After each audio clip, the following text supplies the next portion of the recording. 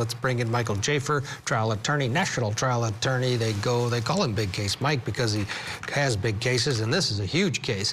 This is one of those that so many people are glued to.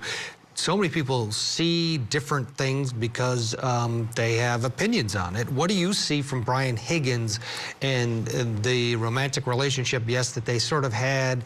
At the end of his testimony, he said she did come over and it was a big thud. It was just weird, and she left.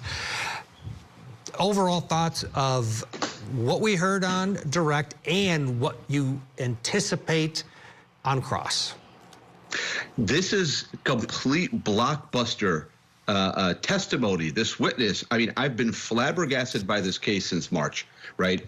I can't even, I fumble my words when I talk about it, because this is not one movie now. This is like two movies with like a mini series that's going to come from it. This is unbelievable that she was having an affair with one of the people that was in the house. And now they're alleging obviously a cover-up, and one of the person that she had an affair with was in the cover-up. The motive for there to be a cover-up has just been ratcheted up. And then in terms of what we're going to see on cross, I think these attorneys on the other side, they're going to probably be fighting with each other for who's going to handle this cross. I think, I mean, they're not going to allow two attorneys to handle the cross, right? But this is insane. I'm at a loss for words, Ted, because as I've said since the beginning of this case, the specter of mistrust in the policing agencies is different in Massachusetts. It's just different. And now you see it full front. I mean, we're seeing more and more evidence and incidency of a cover-up. I mean, this is insane. This is crazy. All right, well, we know who won that battle for the cross. That's off limits, according to the judge. At this point, may open the door. Could this witness? Let's bring in Michael Jaafar. Early in the cross, your thoughts, what stands out to you so far?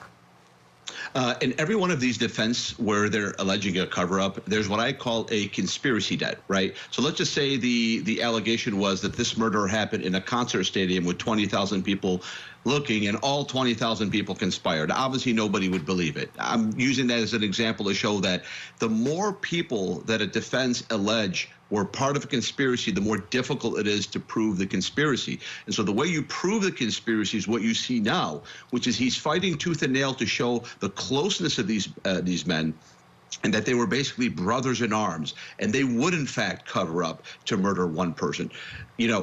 If there were only two people in the house, it would be very easy to prove a conspiracy as compared to if, let's just say, there were 20 people in the house.